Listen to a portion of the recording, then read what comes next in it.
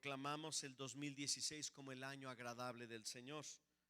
Y compartíamos acerca de esto, ¿verdad? Del año agradable del Señor. Y yo quiero hacer una oración para ir al mensaje de la palabra de Dios. Padre, en el nombre de Jesús queremos poner en tus manos nuestras vidas, nuestros corazones.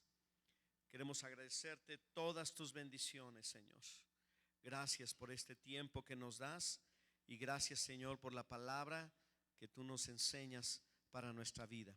Muchas gracias por todo y por tus bendiciones. Queremos orar por Concepción Moreno. Te pedimos, Señor, que tú le bendigas y le des salud y bendición.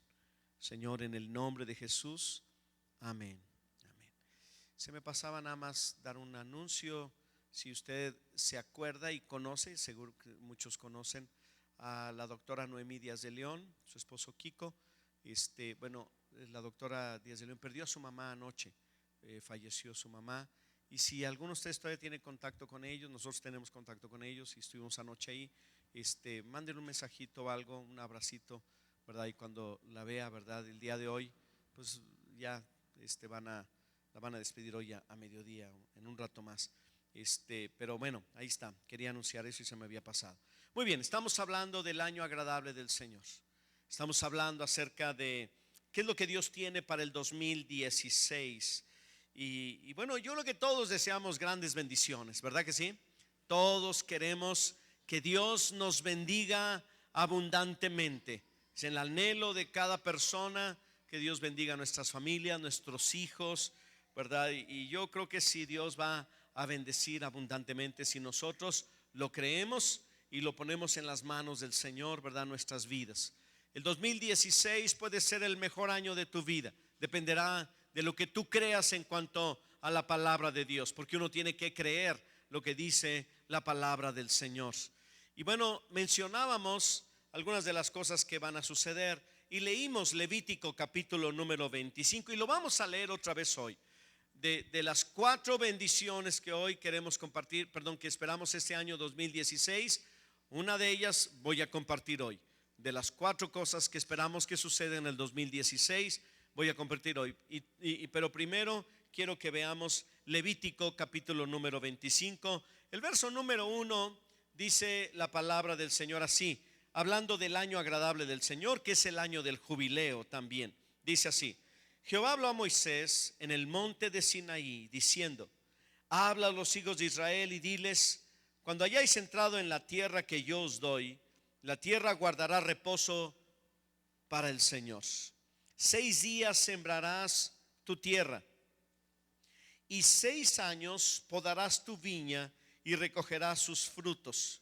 Pero el 7º año la tierra tendrá descanso, reposo para el Señor. No sembrarás tu tierra, ni podarás tu viña.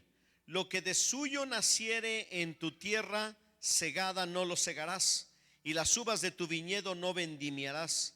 Año de reposo será para la tierra, mas el descanso de la tierra te dará para comer a ti, a tu siervo, a tu sierva, a tu criado y a tu extranjero que morare contigo, y a tu animal y a la bestia que hubiere en tu tierra. Todo será todo el fruto de ella para comer.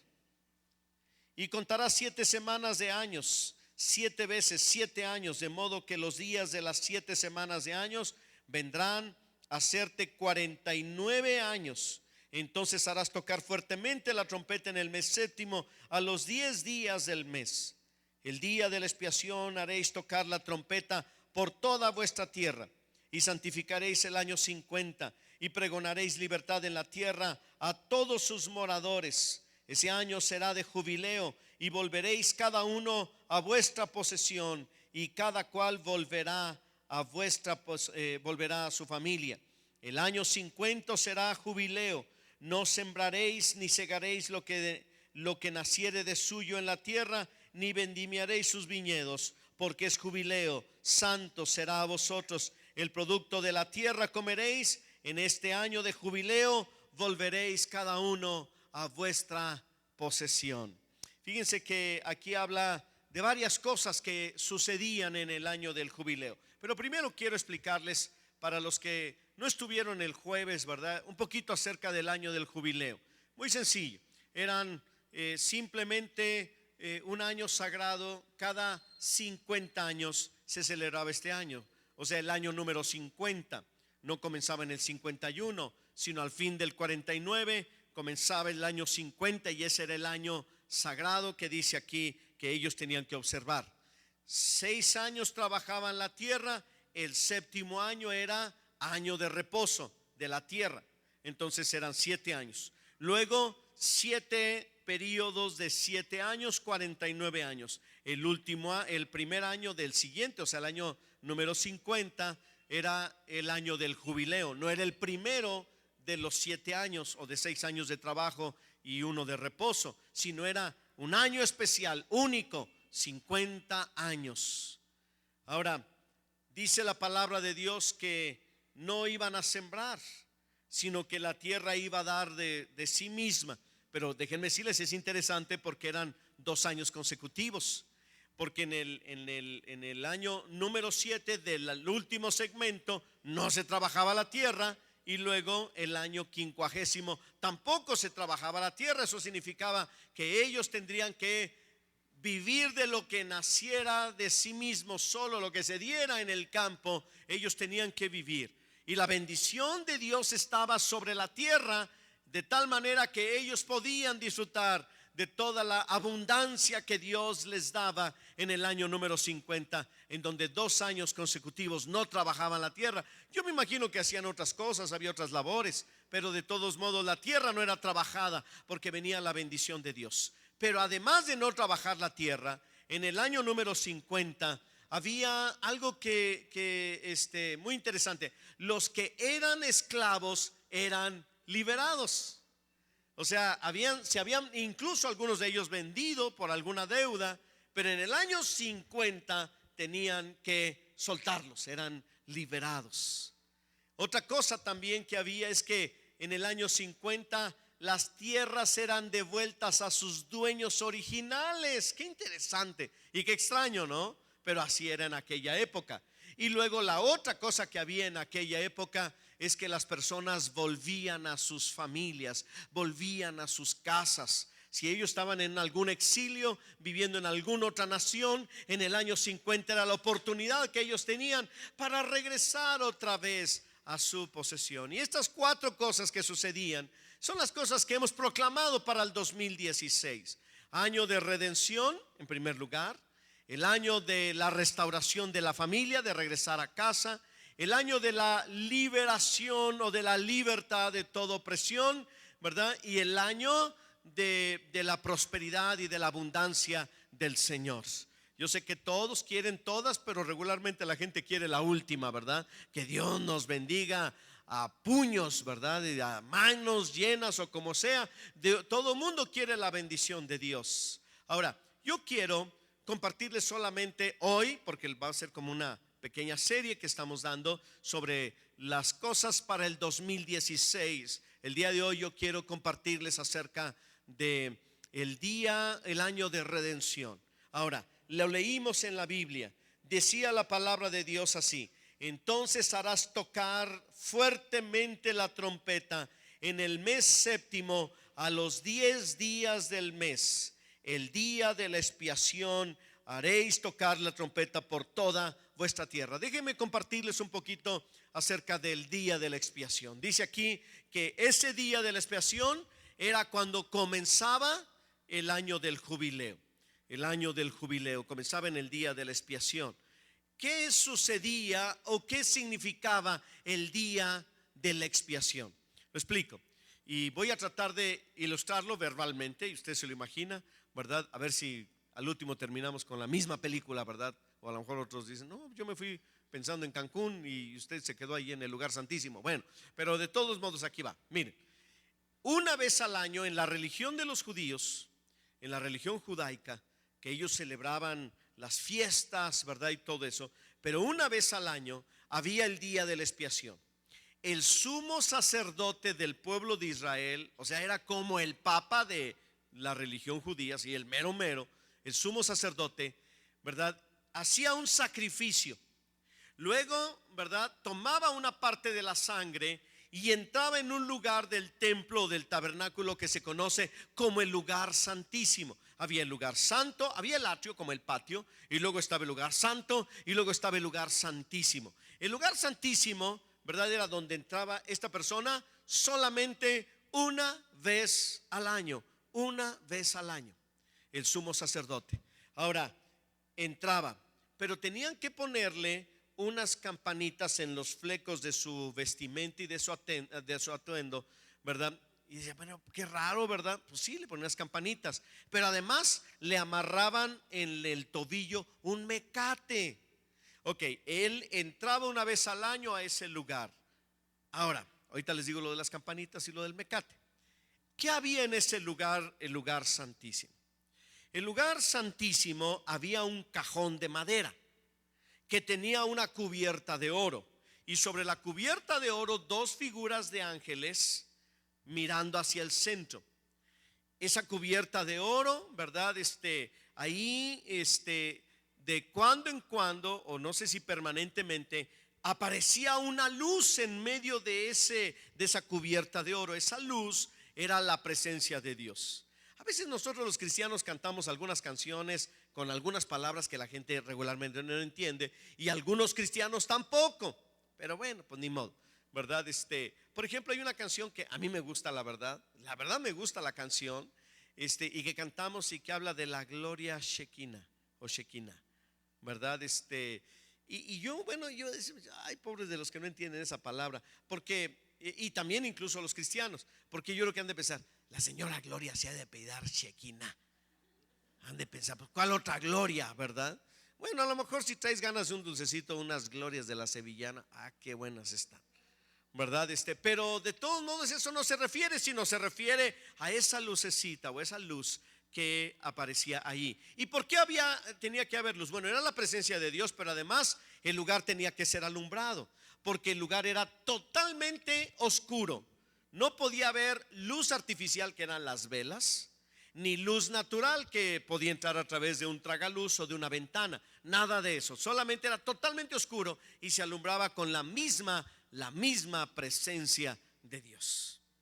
Entonces entraba allí, ¿verdad?, el sumo sacerdote, y llevaba la sangre y la rociaba sobre la cubierta. La cubierta representaba, ¿verdad?, que Dios cubre nuestros pecados. Y es interesante porque se llamaba el propiciatorio. ¿Ha oído usted alguna oración que hace la gente que dice, Señor, ¿verdad?, sé propicio a mí que soy pecador? O sea, favoréceme con tu perdón. Pues era más o menos así el propiciatorio. Y ahí, ¿verdad?, rociaba la sangre una vez al año para pedir perdón por los pecados del pueblo. Era día de redención, era día de expiación, el primer día del año del jubileo.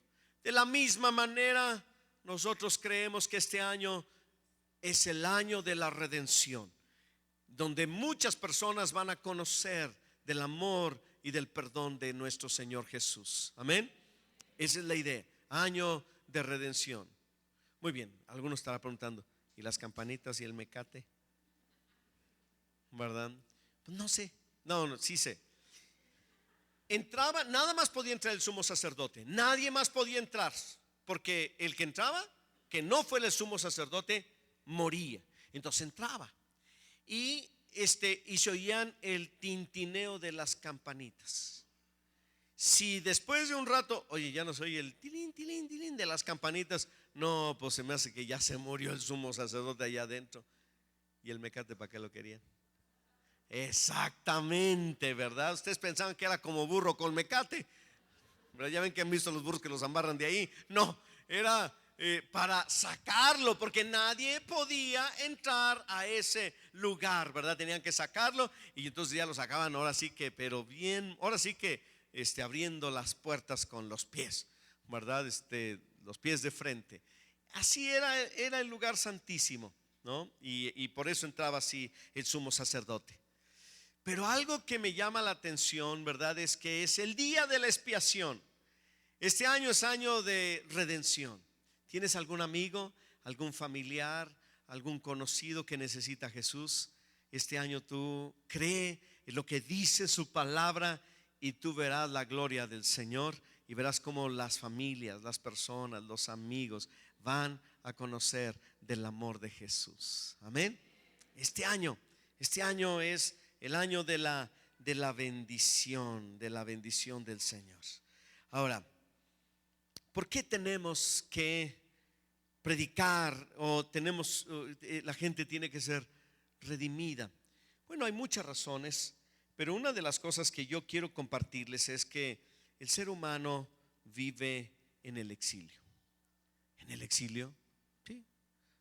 Nosotros vivimos en un exilio.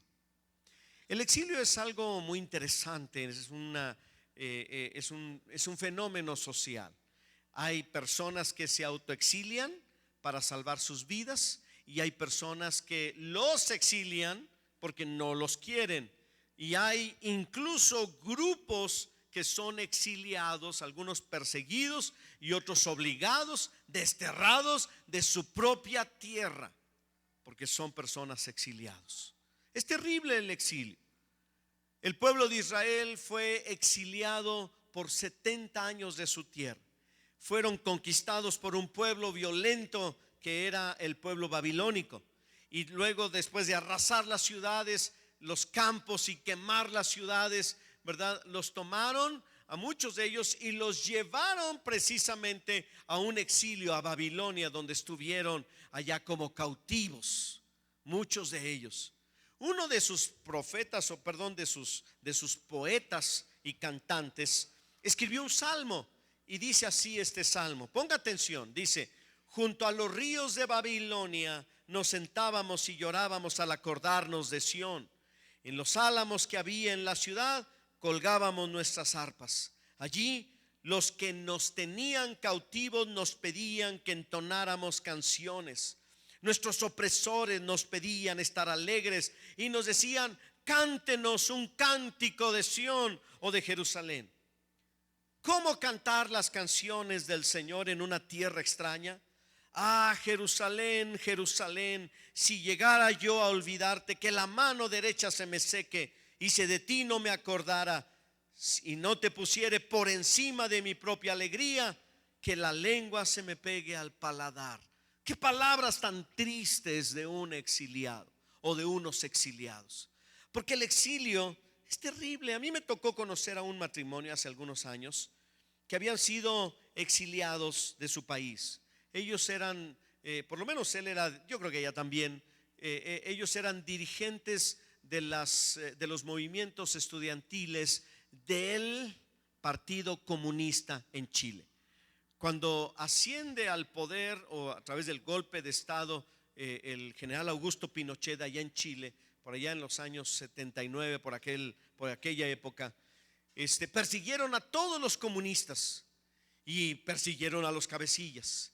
Ellos tuvieron que huir, correr con lo único que traían puesto al aeropuerto, subirse a un avión, irse a Italia y quedarse 15 años exiliados. No llevaban ni siquiera un documento, un acta de nacimiento, un pasaporte o lo que sea. También llegaron a México bastantes en esa época, ¿verdad? Por causa de la persecución que se desató el gobierno contra los comunistas. Estos llegaron a Italia y estuvieron ahí 15 años.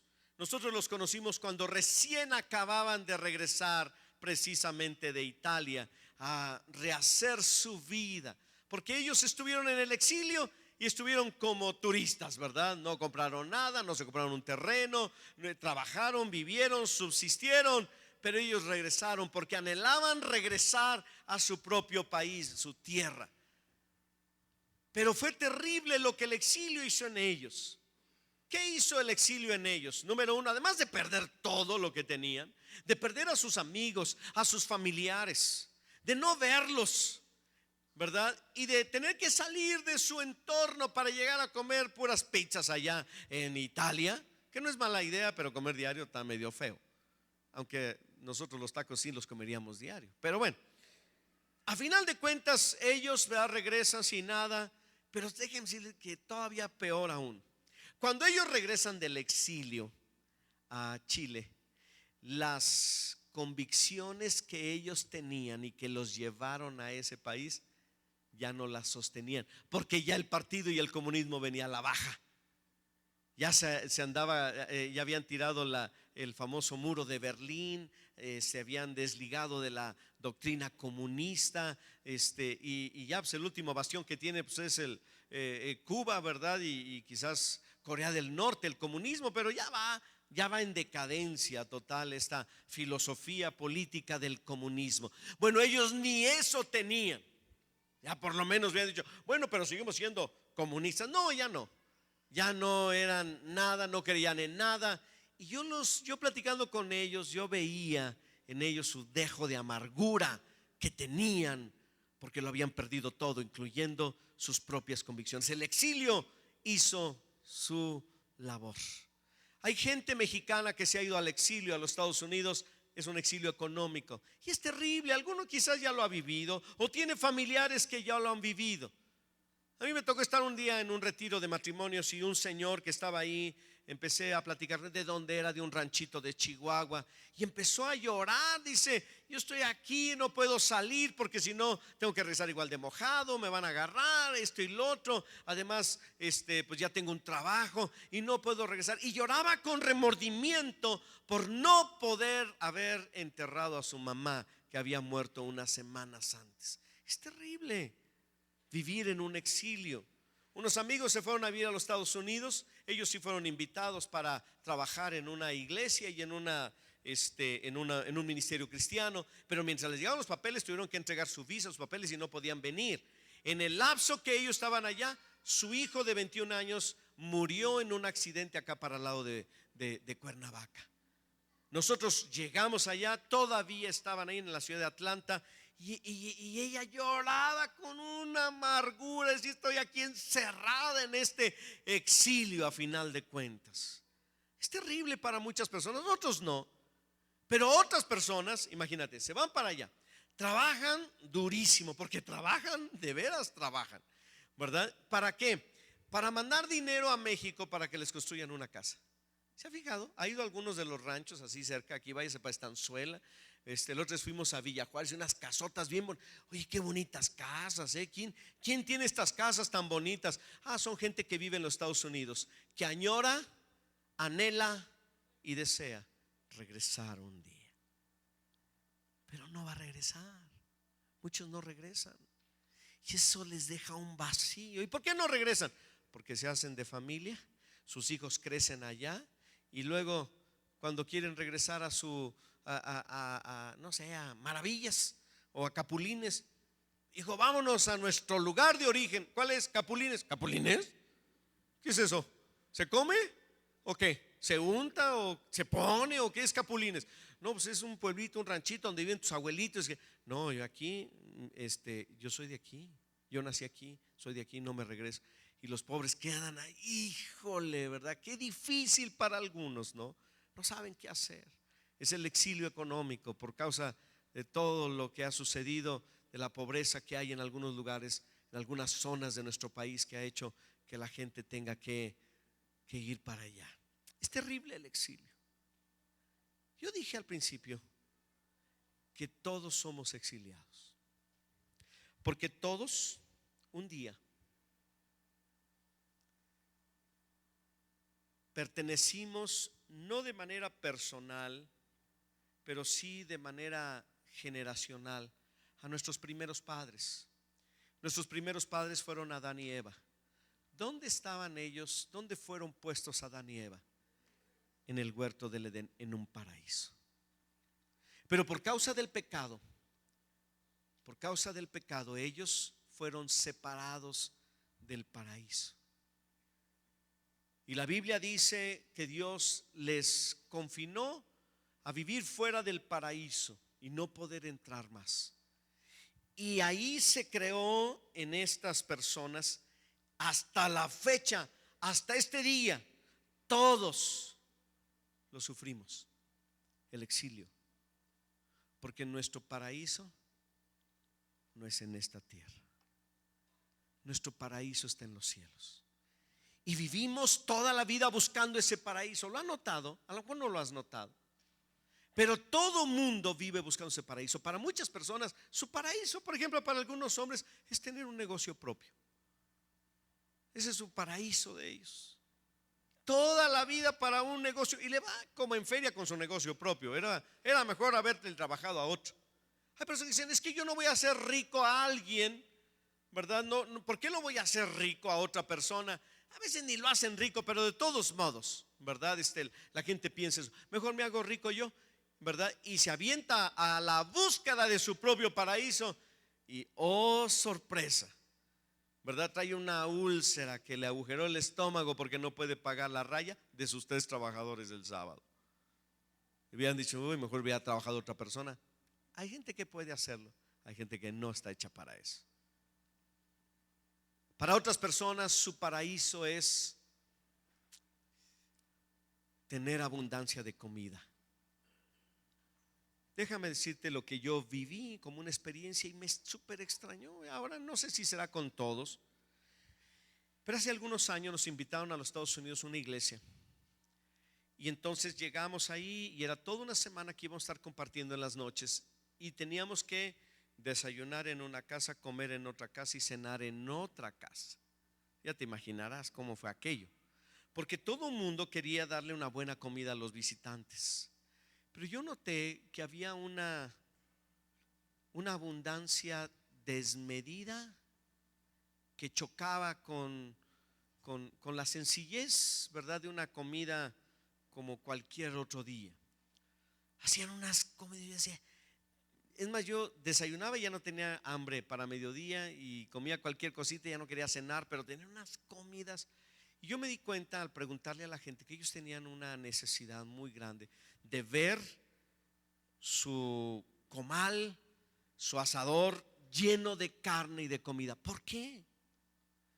Porque para muchos de ellos la carencia que vivieron en su país, en México o en otros países, los llevó a la búsqueda de ese alimento, y entonces su paraíso es tener la despensa llena y mucha comida, aunque la tiren a mediodía, ahí en la mesa, porque es su paraíso.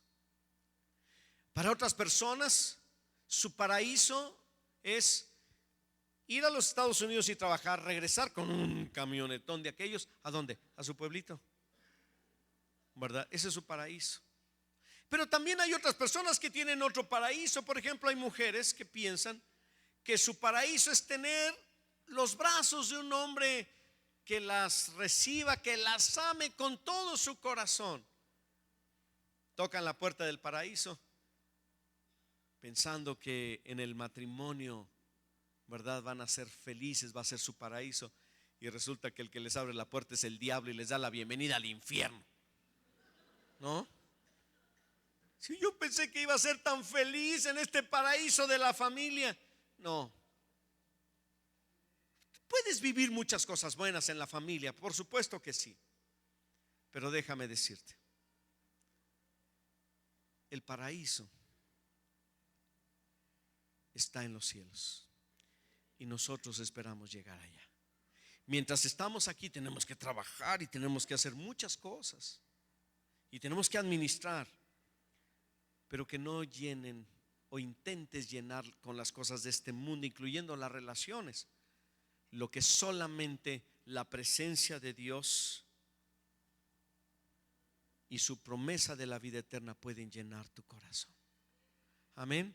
Es lo único, es el único, Dios es el único que puede llenar ese vacío y esa búsqueda de este paraíso terrenal. No es así como piensas. Hay mucho dolor a veces con las personas, a pesar de, porque están buscando este paraíso terrenal. Pero recuerda, el exilio es en el que vivimos y la única manera que nosotros podemos, ¿verdad?, es regresar a Dios. Ahora, ¿por qué menciono todo esto? Porque nosotros los cristianos somos los responsables de anunciar el evangelio que lleva a las personas que están exiliadas de los brazos de Dios y de la mano de Dios a volver al Señor. Somos nosotros los que vamos a hacerlo. Somos los hijos de Dios, los creyentes, quienes tenemos la buena nueva del Señor. Y ese es el anhelo que tiene tantas personas. Por eso nosotros necesitamos volver una y otra vez y compartir del mensaje del amor de Jesús. Por eso pusimos la palabra rema, la palabra viva para el 2016, el ministerio y la obra que vino Jesús a hacer. Él vino a traer libertad a los cautivos. Nadie te va a traer libertad más que solamente Jesucristo. Él vino para dar vista a los ciegos cuando uno conoce del amor de Jesús, ¿verdad? Cuando uno conoce a Cristo, uno conoce la verdad. Cuando uno entrega su vida a Jesús. Necesitamos entender esto. Necesitamos predicarlo. Este es el año de la buena nueva. Este es el año de la redención. Es el año, ¿verdad?, de la expiación de los pecados, en donde Cristo Jesús quiere hacer todas estas cosas que Él ha prometido al momento de venir y traer bendición en este año de jubileo. El año, ¿verdad?, el año agradable del Señor, como dice también en el Evangelio de Lucas. Eso es lo que Dios quiere para tu vida. Eso es lo que Dios desea. Hay otras cosas que estaremos hablando durante este mes, pero este es el año del jubileo. Ahora, el apóstol Pablo deja una palabra que yo quiero leerte, esta palabra de Dios. Dice así el apóstol Pablo, y nos dice a todos: te encarezco delante de Dios y del Señor Jesucristo. Te encarezco, te encargo, pero como te confronto y te digo y pongo como testigos a Dios y a Jesucristo, que juzgará vivos y a muertos en su manifestación y en su reino. ¿Verdad? Dice que prediques la palabra. ¿Sí dice eso tu Biblia? ¿Verdad que sí? Ahí está en la pantalla. Que prediques la palabra. Te encarezco que prediques la palabra. La palabra es la palabra de Dios, lo que Dios quiere que nosotros prediquemos. Ahora déjame decirte algo sobre predicar la palabra de Dios. Uno a veces no mira lo que la palabra o el poder de Dios hace hasta que nosotros empezamos a predicar la palabra de Dios. Pero Dios tiene poder y su palabra tiene poder. Tarde que temprano hará algo en el corazón de las personas, en nuestros corazones, así como ha tocado nuestros corazones. La palabra tendrá poder. Predica la palabra. No le digas a la gente, ¿verdad?, que tú traes unas buenas vibras y ve a la reunión porque hay unas para que recargues con buenas vibras. Predica la palabra. Claro que para predicarla tienes que conocerla y tienes que experimentar la palabra de Cristo. Amén. Fíjese que desde que empezamos a orar y que sabemos de lo que ha estado sucediendo aquí en San Luis Potosí con todo lo que es la seguridad y todo esto, que el secretario de Seguridad Pública, bueno, él nos visita de vez en cuando. Yo he estado yendo a la Academia de Policía todos los lunes a las 15 para las 8 de la mañana. Estoy allí, ¿verdad? Porque me invita el director de la Academia de Policía para que yo les comparta algo a los administrativos, a un grupo de abogados que está estudiando para hacer ministerios públicos. También están, a veces hay un montón de policías municipales. Total, a veces, es más, me ponen micrófono y sonido porque a veces hay 250 personas ahí, es al aire libre, a veces hace un frillazo, pero ahí estamos. Y entonces, pues yo llego ahí, ¿verdad? Y comparto de la palabra de Dios. Pues ¿de qué otra cosa voy a compartir?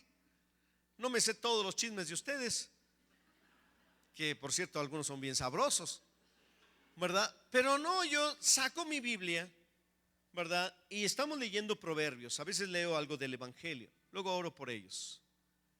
Y el otro día me preguntaron: oye, ¿te ponen atención? Pues no les queda de otra, ¿verdad? Porque el general es general, general retirado, el director, les dice: aquí los quiero a todos, y entonces están todos así. No, pues no les queda de otra más que, pues, ¿verdad? No hay ni moscas para despistarse, para distraerse, ¿verdad? O sea, está uno ahí, ¿verdad? Y tienen que escuchar. Y yo lo que hago es predicar la palabra de Dios. No tengo otra cosa. No sé si les llega o no les llega. No sé qué tanto les llega. No sé si me están poniendo atención o están pensando en la eternidad del cangrejo o en la olla de frijoles que dejaron en la lumbre. No lo sé. Lo único que sé es que la palabra tiene poder. Y tarde que temprano hará eso. Miren, y a pesar de uno. El otro día llegué, no vi el carro del general. No está el jefe. Y el jefe es el que dice lo que hay que hacer. Entonces dije, no, mejor me voy. Porque qué vergüenza. Me da pena, ¿verdad? Ay, ¿a poco pastor le da? Es tímido. Uy, no sabe. Usted no me conoce cómo batalla mi mujer por la timidez. Sí, de veras. Yo le digo, Pati, por favor, puedes pedirle una llave a Pedro que vive ahí enfrente, ¿verdad? Y ahí va aquella, que si le presta un martillo, porque le da pena ir a pedir las cosas. Así de raro soy. Pero bueno, entonces yo dije, no, qué vergüenza con los, no, no está el mero mero, va a decir, ¿usted quién es? Sáquese de aquí, ¿verdad? Y entonces, total, no, dije, yo me voy. Y entonces agarré el carro. Y ya cuando iba saliendo vi un policía corriendo detrás de mí, tocando. Y uy, hasta el bote me van a meter encima. Total, ¿verdad? ¿Qué pasó? Lo estamos esperando. Y entonces fui y están todos esperándome. ¡Qué vergüenza! Fue peor la vergüenza. Imagínate, si lo primero era en mi imaginación, lo segundo era allí enfrente de todos los policías, ahí como 250. Y yo, uy, bueno, ay, qué vergüenza. Saqué mi Biblia, pues ¿qué más puedo hacer? Predicar la palabra. Una señora se me acerca en uno de esos días y me dice, oiga, dígame dónde leyó, porque voy a ir a leérselo a mi hijo. Y ya le dije, era Proverbios capítulo número 3, de tal a tal texto y todo eso. Se lo voy a ir a leer a mi hijo.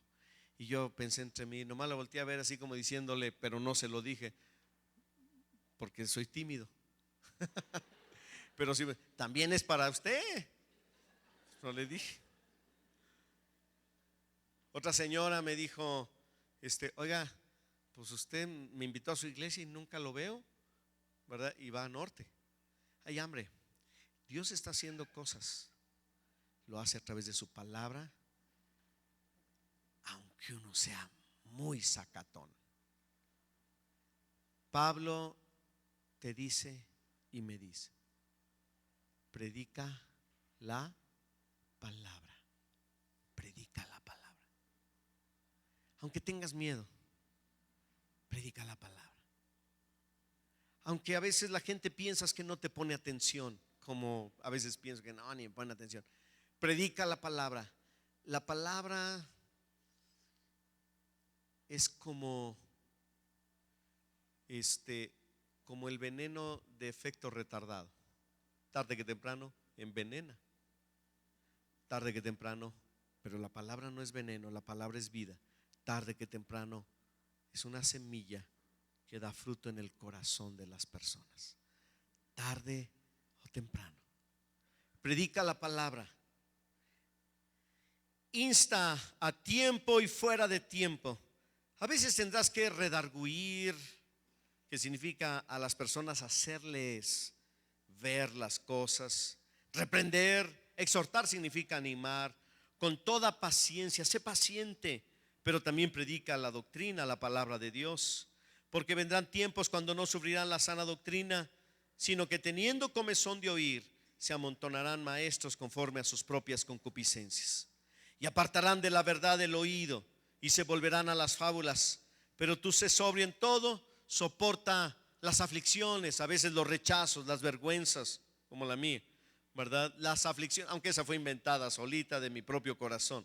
Y dice la Biblia, haz obra de evangelista, cumple tu ministerio.